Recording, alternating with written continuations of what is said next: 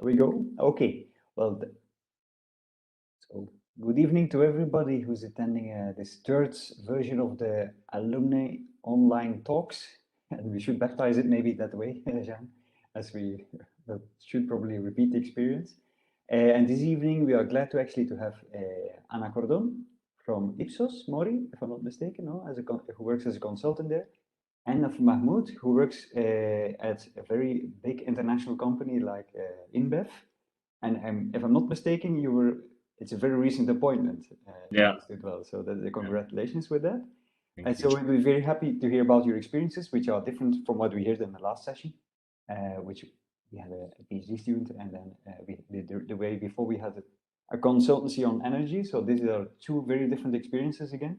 And so I hope they will be very useful for people who attend, students, but also from people from outside. So I'll give the floor to Jeanne to ask questions, and then maybe we'll go back to any questions that people may have within the session.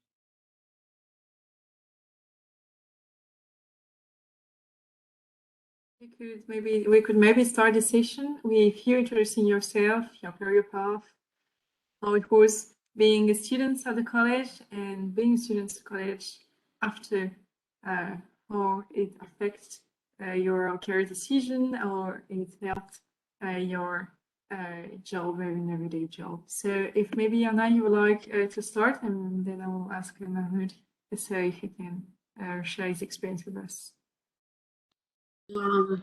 Okay, I prepare a presentation, but I guess we can leave that for later. If you wish, you can share your presentation. We'll be happy. You are able to share. Okay, I'll try to do that. Wait.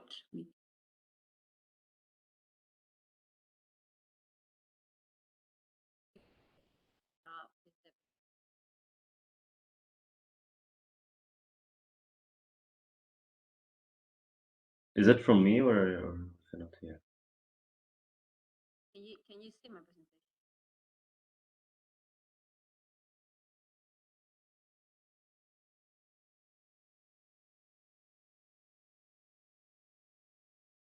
Can you see my presentation? Oh, yeah, okay. Well, my name is Ana CORDON Molina, and yes, as you can imagine, I was a student of the ECO department at the College of Europe now 3 years ago. In particular, I took the ELA program, which stands for European Law and Economic Analysis. And for those who don't know, it is a combination of EU law and economics with a strong focus on competition and regulation.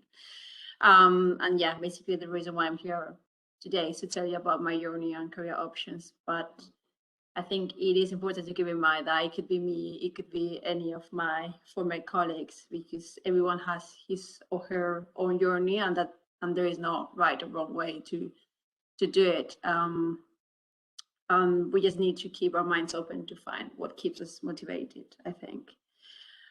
So I first wanted to start by saying that I've been there exactly where some of you are now. I've been there facing the application process and drafting my motivation letter, but also been where some of you are now, having packed all my stuff, having moved to a little Flemish town where my life took a 180-degree turn, and I had to adapt to a crazy routine of countless seminars, classes, language courses, awful content meals, but also to loads of crazy party nights, tons of new information, and most importantly, a bunch of new lifetime friends. So yes, regardless what I say today, which is going to be my own experience, just keep in mind that we all college alumni, even those who are now ministers, you've been where you are now. And when you make of the experience will mostly depend on you, which in my view, it's quite good news. So if you expect from me to tell you that I always knew what I wanted to do and that it was easy and straightforward, spoiler, this is not one of those talks. Today I want to be honest with you, and I'm going to tell you that I felt lost many times during my career, not knowing what to do or what option could be best for my career. I've always been a very curious person. I always wanted to do so many different things. So how could I only choose one? Or how could I know it was going to be the right decision? I can imagine that you probably felt lost too, and there is nothing wrong with that. I believe this is a very normal feeling to have, especially when perhaps you don't settle with the status quo, or you don't settle for, let's say, a conventional job like I don't know, being a family lawyer or working for a bank or in your town, which, let's say, can be the easy option. But no, I think that's not enough for you, and that's why you are at the College of Europe, or considering the College of Europe, because you are hungry for more, or you're just not interested, or you're just interested in something else. So instead, you decide to do something about it and get out of your comfort zone. That's the first step. How, for example, by moving to a different country to chase your passion. In my view, what a brave thing to do, because most probably it won't be easy. It won't be easy at all, but it'll be the only way to keep you motivated and happy, which I think in the end it should be the only goal. So yeah, let's embrace uncertainty. Let's just embrace feeling lost sometimes, because it is part of the process, which can be quite present during our career. At least it's been in mine. So yeah, after this introduction where we had dogs and memes and crazy ideas, I wanted to share a little bit about me. I come from a little city in Spain, in Murcia, where I did a double degree in law and economics, although I always felt more attracted towards economics. One sec. Sorry. I studied my last year of uni in Manchester as part of an Erasmus exchange, where I got graduated in international business. And this was my first proper experience studying and living abroad.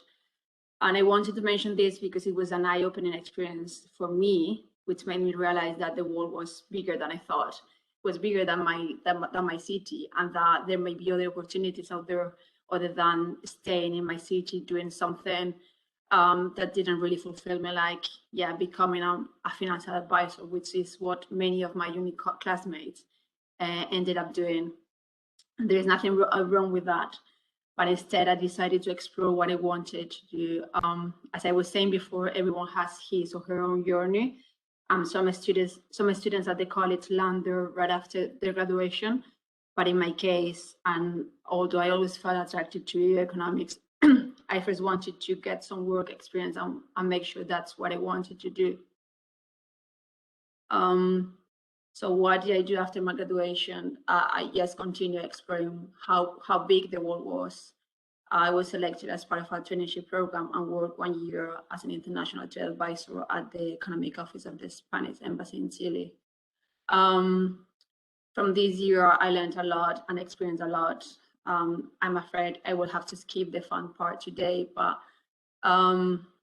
living and traveling in South America made me realize how lucky I was to be born in the EU. For example, like, I cannot tell you how many hours I spent stuck queuing up in borders, which made me really appreciate having free movement of people. But I could also witness how a country economically developed like Chile was not socially developed at all, and inequalities were visible in every corner. So after my experience here, where I focus on the NAU sector, I had the opportunity to work for the European Investment Bank as an economist for a project they were implemented in my region.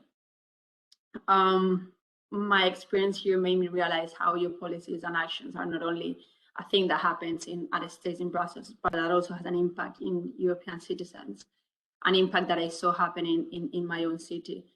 So after these two experiences, the idea I had always had in my mind became, let's say, more solid, and decided to apply and do a master's in economics at the College of Europe, which takes me to the next slide. My year at the college, what can I say about this year? I think many define it as a roller coaster, where you experience all sorts of emotions. You are here and here. but also here. I will just say it is very intense in all aspects. I'm not going to say anything you haven't heard already. Just try to make the most of it, because the year goes incredibly fast. Study a lot, try and attend seminars of your interest, but also spend some time to get to know the person you have breakfast with every morning, because you may be surprised about the profiles, backgrounds, and friendships you find there.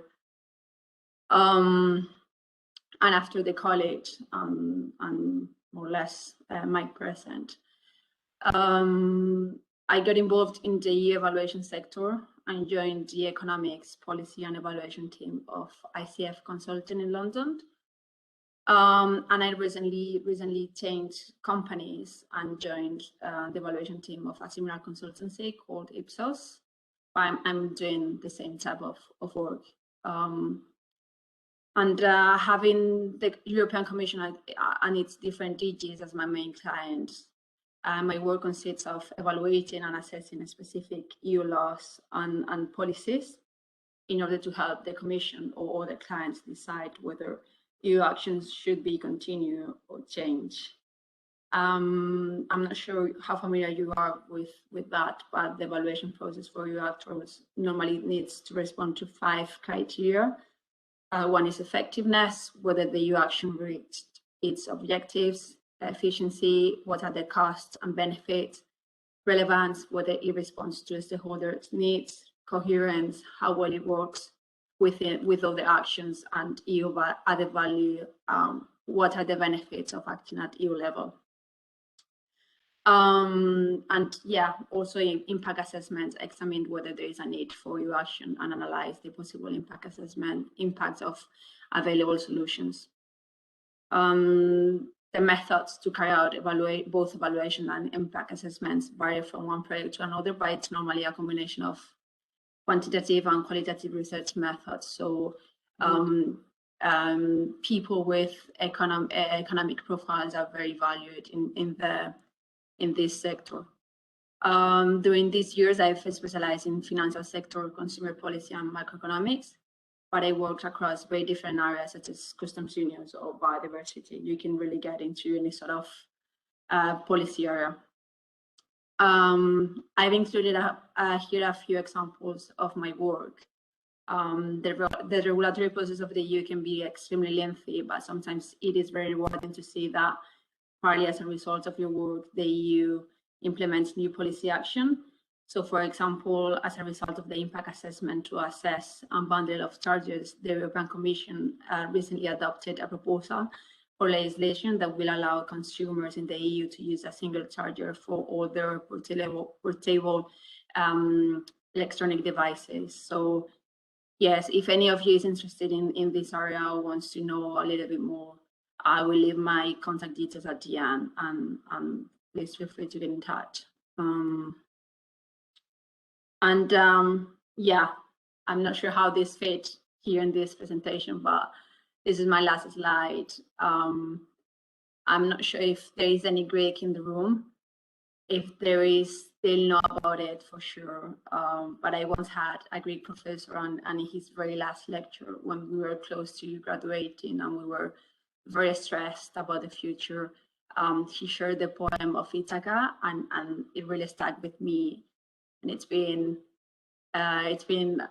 almost 7 years now, and maybe too old now. So today I wanted to share it with you too. And the poem reminds you the importance to enjoy the journey, every single trip that you take, every single experience that you live, and every single person that you meet. But it also reminds you to not to rush things, because you will end up arriving to your destination.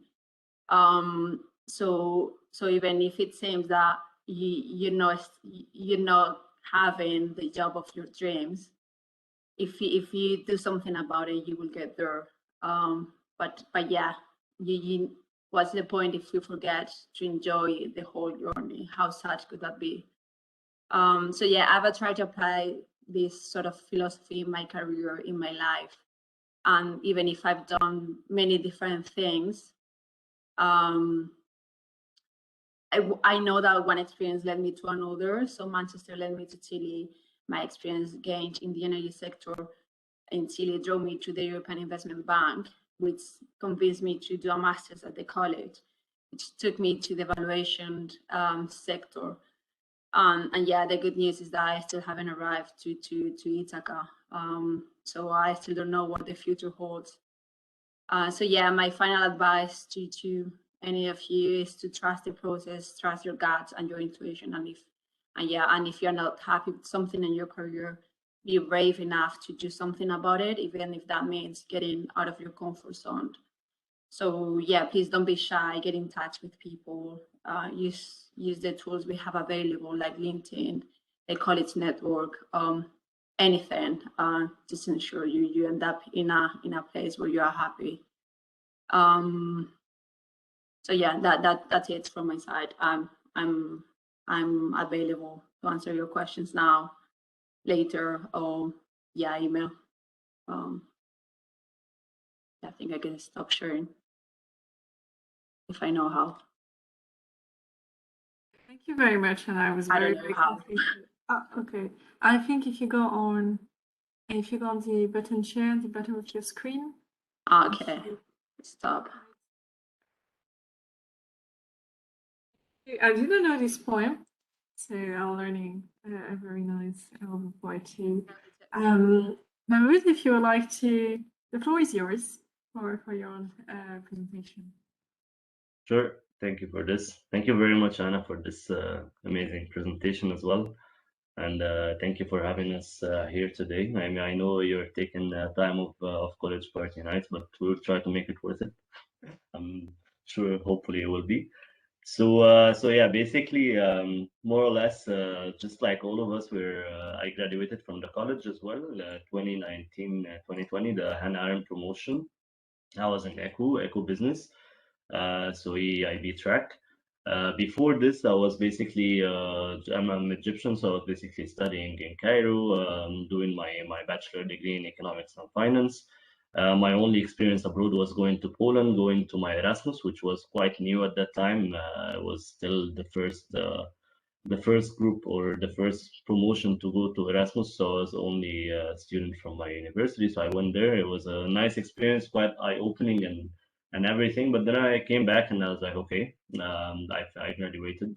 I worked a bit, so but I still want to do my master, and I want to go back to Europe, and I want to know more about European studies. So just like all of us, I went through the application process, and I got it somehow. I was selected, and yeah, everything started from there. As Anna said, more or less we can say it's a roller coaster. I mean, in many aspects, it was a life-changing year for many things, because yeah, you meet a lot of people from everywhere. You basically see this. We're living the same. I was in Goodenhand residence, so we had the bar as well. Everything was quite dynamic all the time. You're doing a lot of things. You're running behind deadlines. You're also running also to enjoy and stuff. And at the end, finding the balance is very important. So on top of this, I was doing the European Health Parliament, which is an extracurricular activity. Might be available this year or not, I don't know. And also, I was selected as the residence representative for Good in Hand. So it was kind of over activities, but it was never a burden, because at the end it was. I had a different approach for things. I had my approach was kind of that we're all the same. We're all colleagues, and we were all doing basically. We have mutual respect, and that's the common ground. And if that exists, then everything can come from there. And then so we had it was really good. People were quite happy with my performance, and I tended to be quite sociable.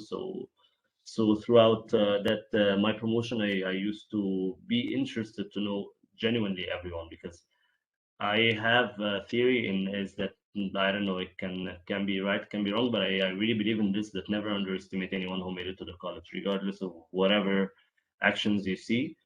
Everyone has something to offer, and everyone has something to learn from, and it's quite of an interesting background of everyone, literally. So you will see different sorts of intelligence and different things that someone can be better than always. Someone will be better than you in something.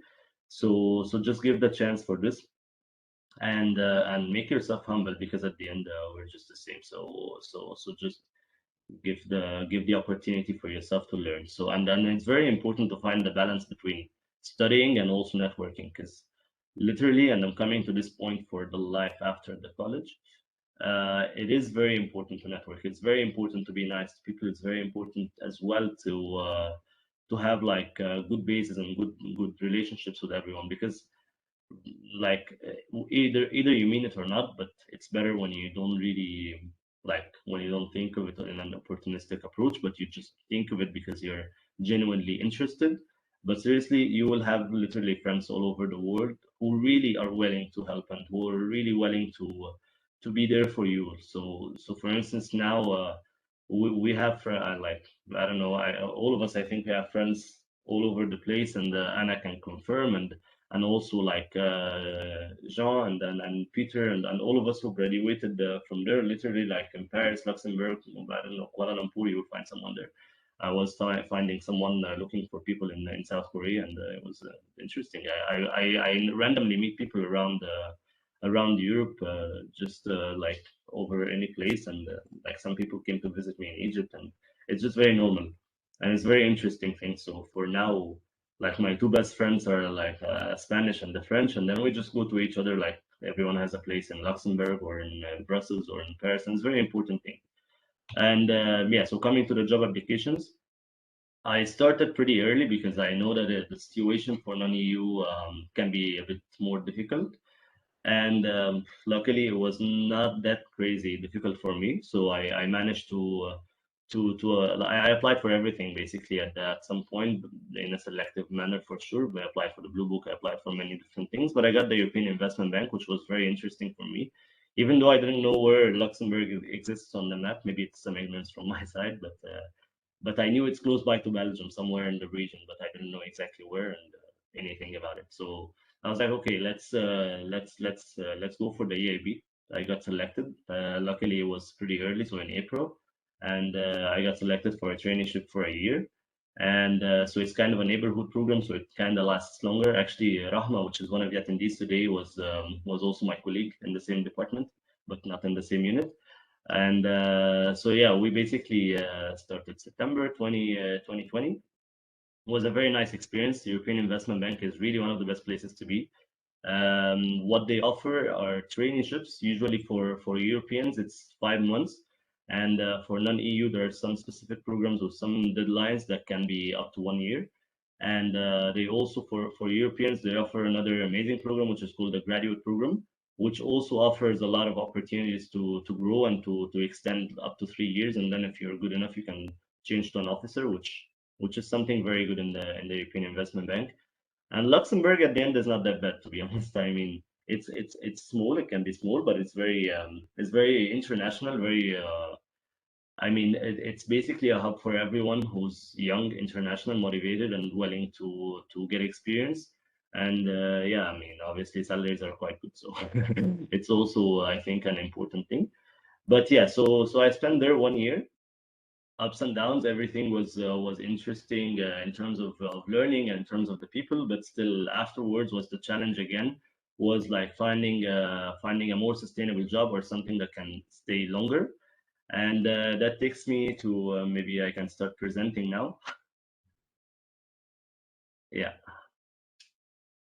to the new part of where I am right now. So as mentioned, it's quite a recent update in my life. I'm now in AB InBev, which is yeah, this company I will talk about right now. I'm a treasury officer in AB InBev. So what is AB InBev? Just some quick facts about the company. It's like over 180,000 people, so it's quite big, a little bit, and over 500 beer brands, 600 years of brewing, over also 100 countries where we operate, and more than 50 million people just buy the products every day. So the global headquarters is actually in Leuven in Belgium, and the treasury office is here in Luxembourg, and then we communicate a lot with all the offices in Europe, and I personally communicate a lot with the offices in the US and Brazil, because I just operate, like, directly work closely with them. So where we are is is basically in Mexico. We have the Corona, for instance, which is one of our biggest brands over there, and some other brands. And in the United States, there are Budweiser and different brands as well. Colombia, we are quite.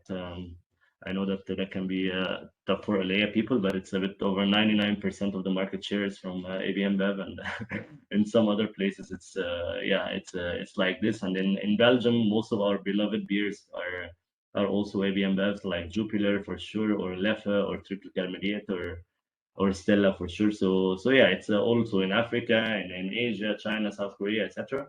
So they are their growth mind is pretty good. So yeah, financial wise, they're doing pretty good. But also they're very corporate, environmental active. So they actually do a lot of things for a better world, like kind of the farmers they work from in over 13 countries with quite of a sustainable and less harmful things in terms of basically farming, etc. And they operate a lot in Uganda, Tanzania, India. We work closely with an office in India, which is also very supportive. And basically, over 40% of the volume is returnable packaging, 42.3% recycled. 61% of the global purchase electricity is also under contact from renewable sources. I'm not going to go through everything because it's quite a big presentation, just to give you a view of the place there. And so basically the culture is also something very important. And these are I don't know if you're this is kind of like the main principles that they follow. So like they kind of dream big. As you can see, they aim to be very big and like even bigger than they are right now. And they very much believe in the people, honestly. The people culture there is impressive. I mean, I go to the office like this, and that's even can be quite formal to the office. I mean, they very much care about your productivity and what you provide to the job more than be wearing a suit or something. Not saying that, I mean, I was doing this wearing a suit every day in the EIB with no problem, but it's just a different mentality. And at the end, you have to adapt, and you have to act accordingly. And what matters is basically you providing the job the way it should be. So basically, yeah, they care very much in empowering people, and they recruit basically the best. So everyone, literally, if you see my managers or my colleagues or like people who are higher than me, everyone is like really in a young age and very talented, like really smart people and at a very young age who are really willing to do something. So it's kind of a company of owners, everyone thinking it's my company and I'm doing this for it. And they have shares. Like I also will have shares hopefully soon, but it's the case. So yeah, basically, we strive to the best, etc. So there's like the culture is basically what I mentioned. And what I want to talk about here is also what interests you more, is basically what are the opportunities. I mean, not only in AB InBev, but in different things after the college. You really have to start applying early, and you really have to, for instance, focus on delivering the thesis, or starting at least writing the thesis before May, so that you don't have all the time in May just focusing on the thesis, where you also need to apply for jobs, and it will be a lot of pressure by that time. And at the same time, also see what are the opportunities. Reach out to alumni, because people from the college are super helpful. So, for instance, graduate programs can be in different things, like in general management, can be up to a year, rotation in different things, and then you can basically get a job, and it's pretty good after. And it's in Belgium, Netherlands, Germany, France, Italy, Canary Islands as well, UK, Russia, Ukraine.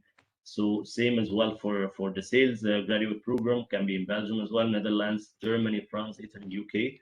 And also the same for the graduate program in supply and logistics and production, and also engineering, which can be also in Belgium, Netherlands, Germany, Canary Islands, and the UK. And there are also some traineeships, etc. But what I want to say briefly, just to summarize my presentation, the rest are like MBA things that can be not very relevant. But I want to say is just try to ask, no problem at all in reaching out. People in the college in general are super helpful and very much willing to help. So use this thing. And yeah, I mean, in general as well, my contacts, like my name in here, Mahmoud YOUSSIEF is my LinkedIn name, and my college email is just my first name .youssef@collegeofeurope. And yeah, please reach out, please ask questions, feel free, because we're here today for you. and yeah, it's just it's very good as well to help, because you will feel better afterwards as a person. It's a good thing. So that's pretty much it from my side. Thank you. Again, how to stop this? You have to click on share the bottom of your screen. Yeah, found it. All right. If you can maybe have one or two questions for you before leaving the floor to your students. First, you both insisted very much on the importance of finding the right balance in all the activities at being a student of the college. And do you have maybe some practical advice to share to students, because they are approaching their first session exam, and maybe they will be willing to hear from you, like, how can they find this balance? Anna, would you like to take it, or go ahead? Yes, I mean, it's not an easy question. It's like, you know, it's like when you're worried and they tell you, don't worry. It's like, how can I not worry? It's quite tricky to find that balance, because there are so many distractions. There are so many things that you want to do. And there is a lot to study. But yeah, I guess I think organizing your time is very important. And also you need to keep in mind that it's not very efficient to study a lot. You need to unwind a bit, you need to disconnect, and so yeah, perhaps it's going to be more efficient and effective to spend I don't know, these few hours studying, knowing that you have a break after, and that you're gonna have all your batteries recharged after that. But yeah, you need to find that balance. That's important. Please don't I don't know, don't get stuck in your room because you have to study a lot. Everyone has to study a lot.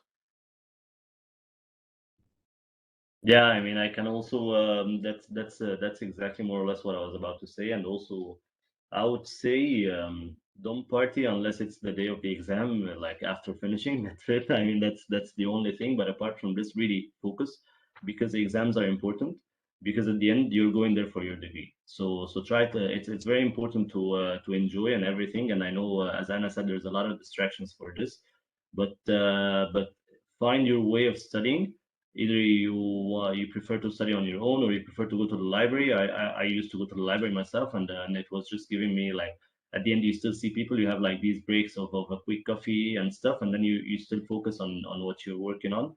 But it's very important to get your degree, but at the same time it's like just make like kind of just time management. And this is something actually I'm still saying in interviews, like when I was interviewed in many places, about the stress and the intensity of the college was really a major factor of how you can learn how to manage your time efficiently, and also how to be productive in a limited amount of time. So this is just the brief thing of finding such a balance.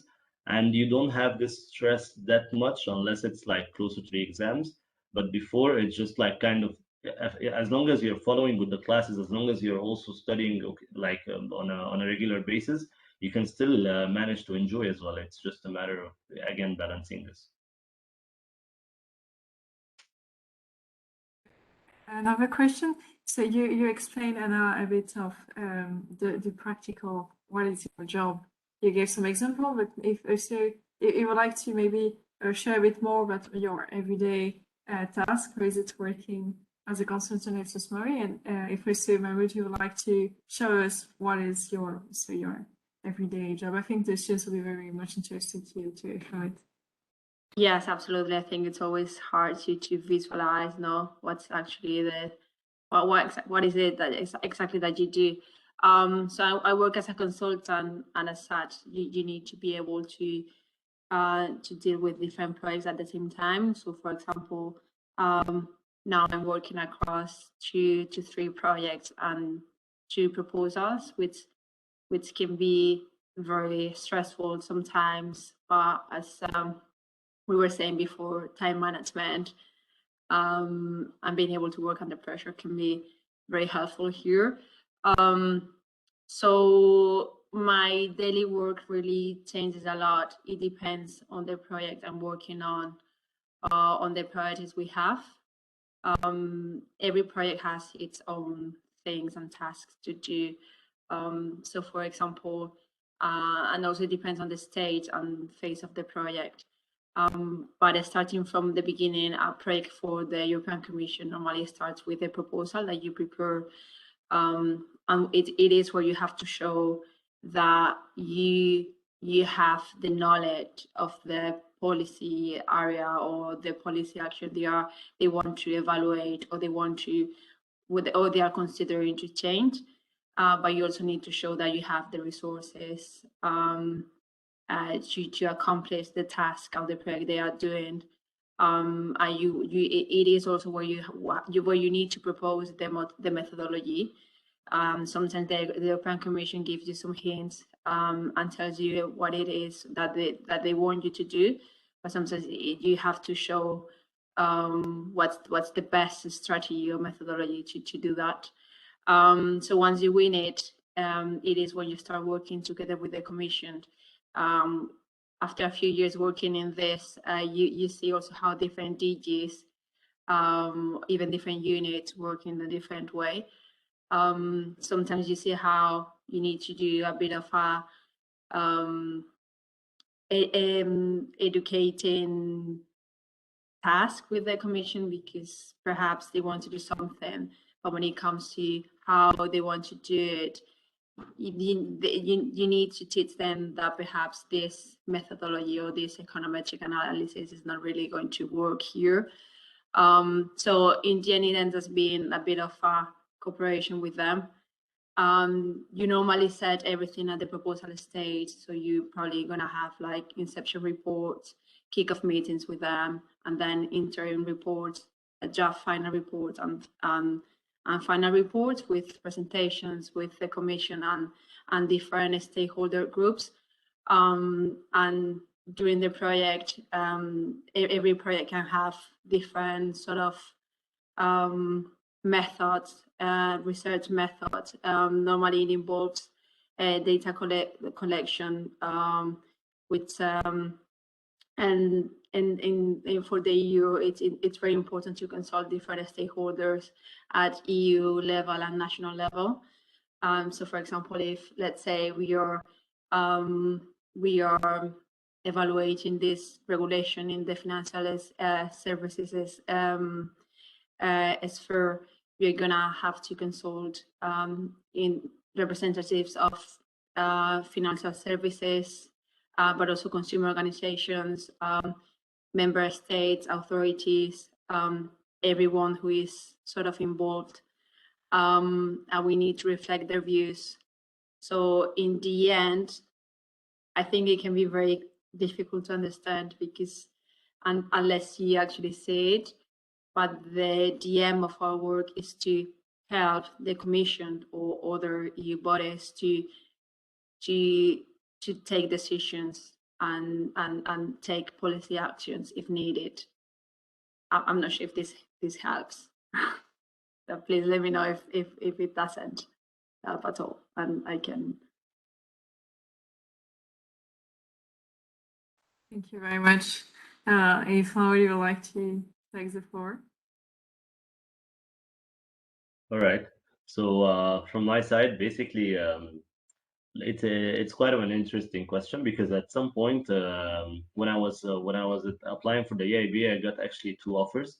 One in operation department, which is basically I think quite relevant to what Ana was doing in terms of projects and project finance and also economic analysis, but basically kind of more focused on EIB projects. And the other one was in Treasury, which is basically the one I decided to take.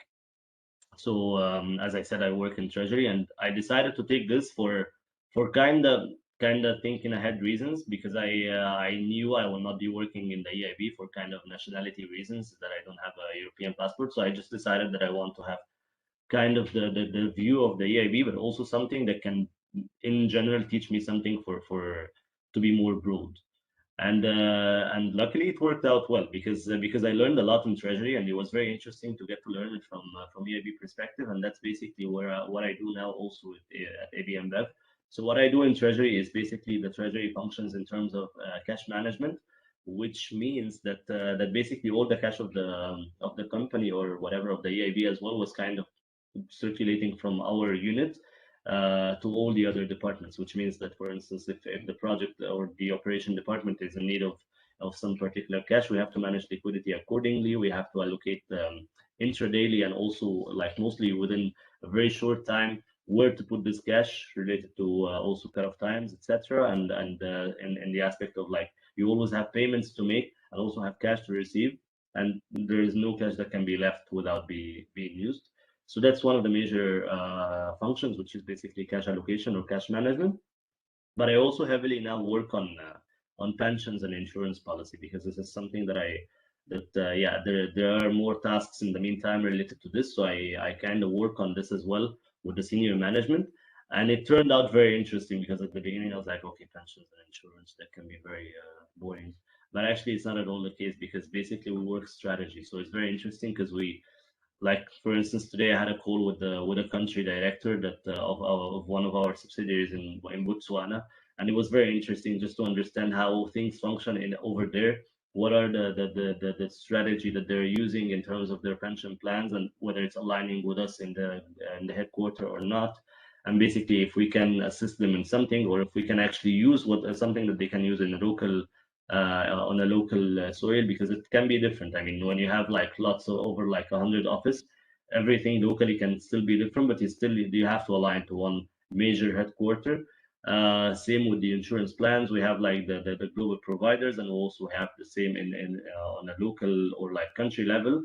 So it's very interesting to see where we stand. It's very interesting to see how to basically make the best out of, for instance, pension fund or also insurance policies that you have like for all the breweries all over the world, whether it's best to insure ourselves or like allocate it with a third party or external provider.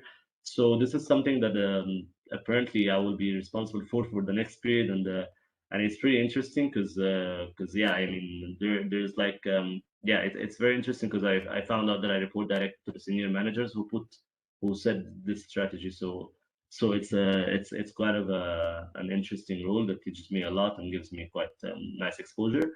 And yeah, so that's pretty much what we do in Treasury. And if you have any questions, also please feel free to reach out. But I'm now leaving the floor to students. So to the students and also to non-students, because I can see the names that we have also some external students joining tonight. All welcome. So if you'd like to ask a question, you can just unmute yourself, ask a question. You can also raise your hand. If we have some questions from our students.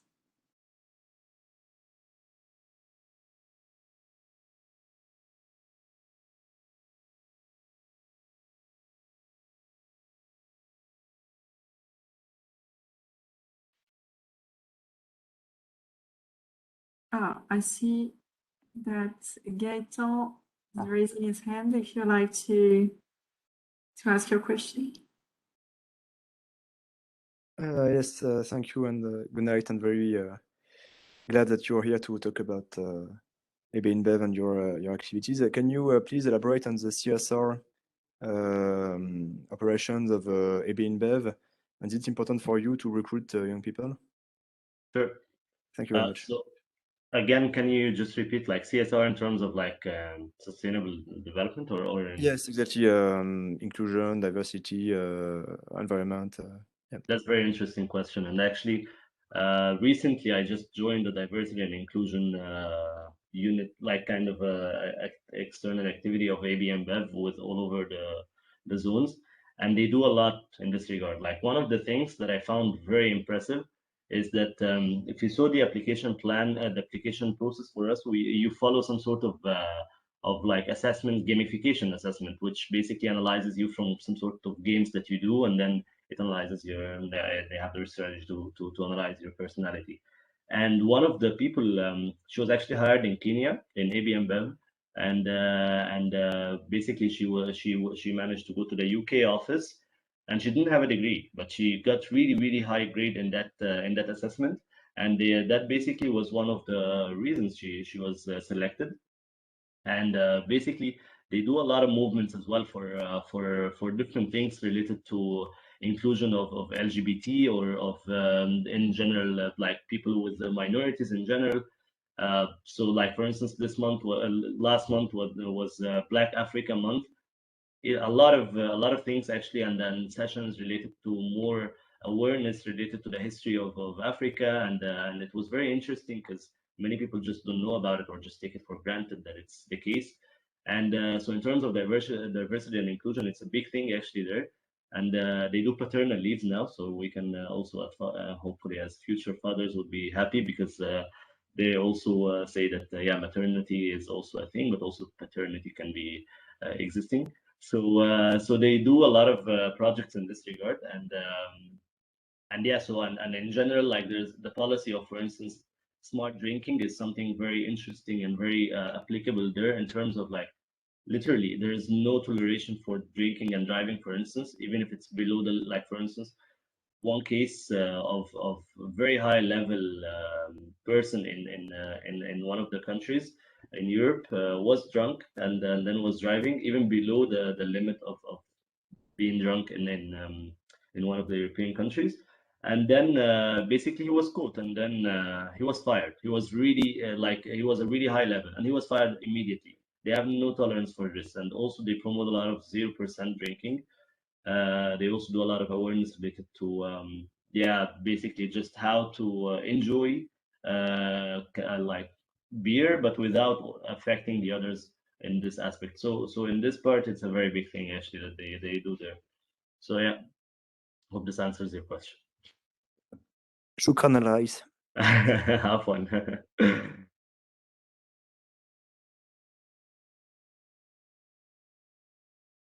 I think that Ronman told me in the chat he would like to ask a question to you. Yeah, hello. I'm sorry I cannot turn on my camera as it's not working well. So I'm really happy like to see you all, John and Jean, sorry, and Youssef and everyone here. Actually, my question is to Mahmoud and Ana about the application process, like for both companies. And I mean, if you can give some hints when the application process starts or some advices in this regard. Thank you. I'm sorry for my voice because I'm a little bit sick. Yeah, sorry. Please go ahead, Ana. Okay, thanks. Well, first of all, hope you get better. And for Ipsos, I forgot to say that there is actually a graduate program which should be published quite soon because that's what they told me. I think this graduate program, they have it in the across all public affairs area, but they always choose one person to work in the evaluation team. I think that's for the London office, and in Belgium there is also, but there are offices there are Ipsos offices across all Europe, but the ones focused on the EU it's in Brussels and ironically in the UK, but also the Brussels office has its own graduate program. So if you are interested, I give advice to follow their LinkedIn profile, for example. They always publish all sort of opportunities on LinkedIn. You can liaise directly with me as well. I'd be happy to share any sort of opportunities I see. And also for my previous company ICF, I know they're also very active, and same thing. I think you can either contact directly people of the team. I'm sure they'll be happy to discuss any opportunities with you or to refer you to specific positions. And same, you can, if you follow their profiles on LinkedIn, and they normally publish everything. And again, even if I left the company, I'm still in touch with most of the team. So yeah, feel free to drop me a line. Yeah, from my side, I wouldn't add much to what Anna said because it's quite inclusive. But yeah, I would say honestly, I mean, I shared with you the graduate programs that usually they're frequently open. Just as Anna said, check LinkedIn. I surprisingly enough, I applied a lot on LinkedIn, and I got few offers at the end. So LinkedIn actually works. If you take care of your profile, it does work pretty well. And I wouldn't say like usually graduate programs open every year. Just one of them was open pretty close. And the thing is, like for jobs, it can be a bit more tricky because the turnover is very low. People usually stay long. But if you start as a grad, you're usually granted a job. Like people rarely start as a grad for 12 months, rotate in different places, also get paid well, and then afterwards leave. They usually stay. And in general, yeah, I mean, in the whole sense, like feel free as well to reach out to me. I'm very happy to recommend or to share information or insights. Please do so, and I'll be here. So yeah. Thank you so much for both of you. I'm really grateful to hear that. Thank you.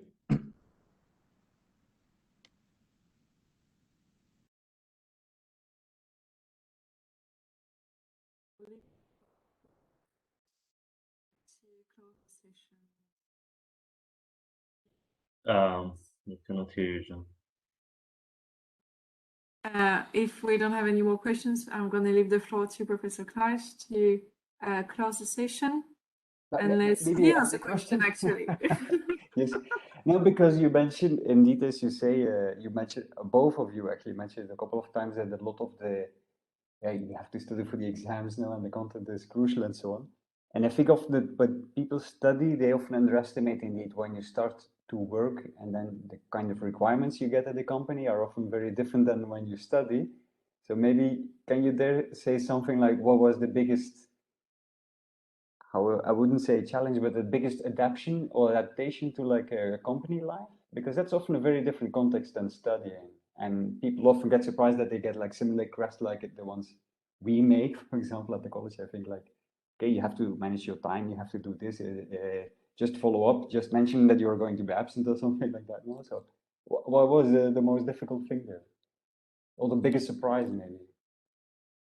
And I want to start, or should I? We can go first. Okay. Yeah. So, all right, that's actually a very good question, and I can say it from two sides quickly.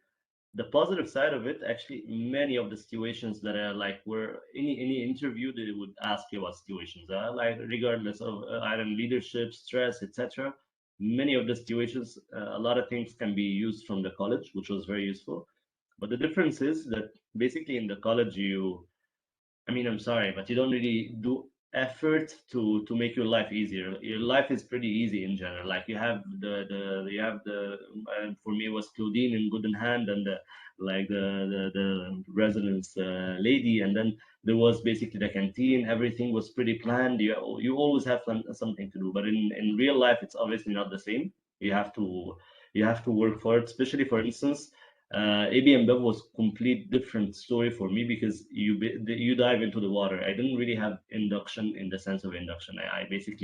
I was supposed to start working, and it was like, okay, yeah, then you have literally my boss from the second, like the end of the first week, was asking me of activity lists that I should do during the day and routine and things. And I was like, I have no clue. I don't know. I mean, and then I obviously didn't say this. I just started to think what can be done, and then I started developing this, and it became a routine afterwards. It helps you to start being independent and doing the things on your own, and you have to adapt to this culture. You have to be basically flexible, and really the college give you this if you are open to knowing people, because it puts you in different contexts where you have to adapt as well. So that's why again I stress on networking and being open to people, because this can give you a big advantage and you will see this advantage when you start working and how your network really benefited you well.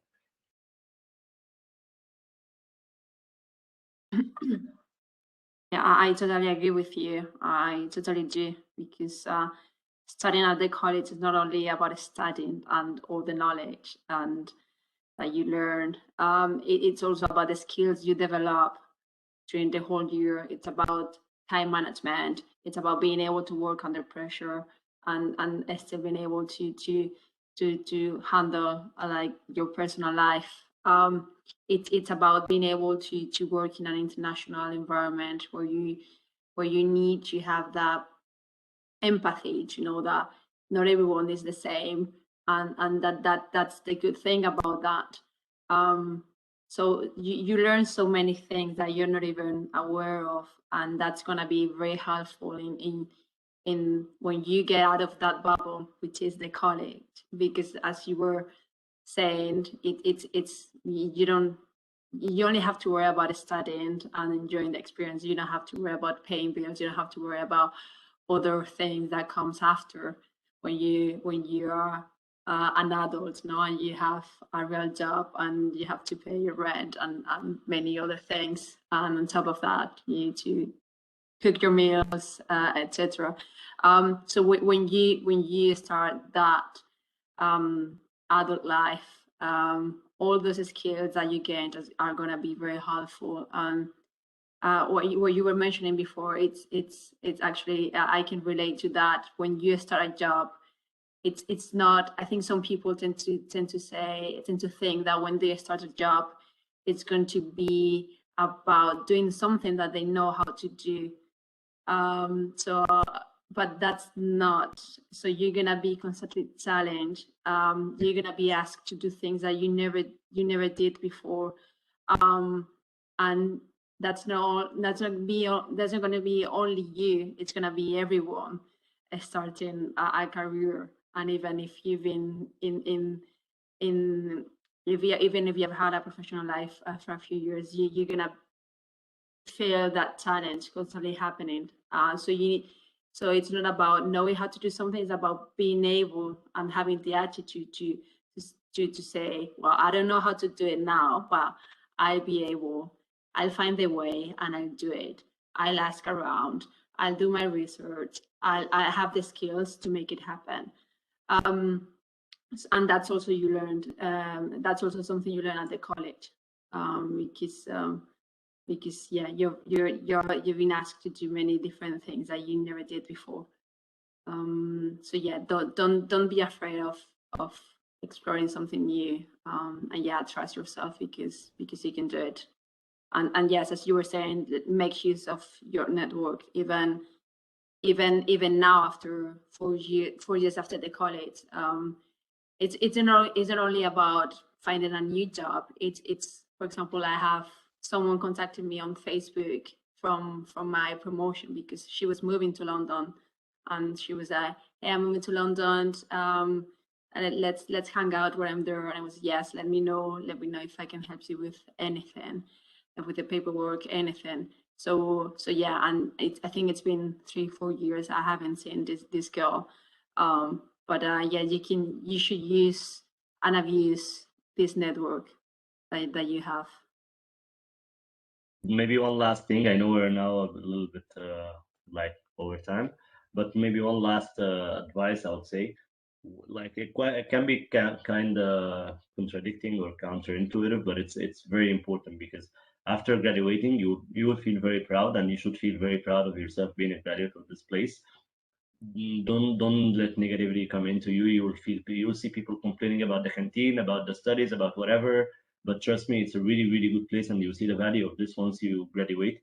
Going to Brussels, you will know the value of yourself, like compared to some others, and also to many other places of having such a network. But it's very important to, as long as also being proud, also to kind of bring yourself down to earth and be humble, because it's very important because you're starting a new career. And it's very important because you'll have also seniors and people who are higher than you, and it's good to show that you are willing to learn and that you're not kind of like coming from this place and then showing that you're the best of the best, and I don't really care about the others. No, it doesn't work like this in real life. So it's very important to have this balance of being internally proud, but at the same time as well being humble and showing that you really care and willing to learn. That's it. Yeah, I think that is all wise advice indeed. To say the adaptation to a job can be very surprising indeed for many people, no? Because I think that the biggest jump is indeed that you get things to do that you don't expect, because an exam on the end, you know, the questions are there. You will get the right questions at the right time. You know it 1 month before you know. But when you are in a business, indeed, as you said, Mahmoud, it's on Monday you get the task, and on Wednesday you have to deliver, but you never heard about it before. So that's indeed a big jump sometimes. So then you have to time manage and all the other skills that you get indeed. So that's why I asked, because you mentioned it both, and I thought that's actually a point in no of the other talks people mentioned. So that's an interesting view. So I'll conclude, Jan. That's it. Okay. So well, thanks to Mahmoud and Anna for their presence today and their availability and highlighting the different points that you can take and the steps you have to make, and also to relativize sometimes a little bit of the things that go on now and see how you can develop your career over time. And we hope to see you also maybe at some point you must be in London and in Leuven, I think. In Luxembourg, I am. I come to Bruges quite often, actually, so it would be great to meet in person. Okay. Well, we'll be in Luxembourg with the study trip in May next year. Nice. Please write me. It will be great to show you around. Yeah. And I had actually one question. Did you work because in a previous talk we had actually people from the bar committee. And now, do you work for AB InBev because you had been at the bar committee before, or is that a coincidence? Actually, I was one of the people benefiting from having friends in the bar committee, but I was not the Okay, so no link to AB InBev. Okay. No. Okay, good. Also, many thanks. And to tell all the attendants, well, we'll have our fourth talk in 2 weeks' time, again on Tuesday evening. And we'll be happy to invite 2 other people from 2 other directions and tracks and different career options. So many thanks to everyone. Thank you very much for having us. As mentioned, our contacts are here. Please feel free to reach out whenever you want. Seriously, with no problem at all. Thank you very much again. Same here. Thank you very much. Please get in touch, and congratulations on the initiative. I think this is a very good idea. I wish I could have had it back then. So congratulations. Indeed. Thank you very much, Peter and John, for having us today. It was such a pleasure.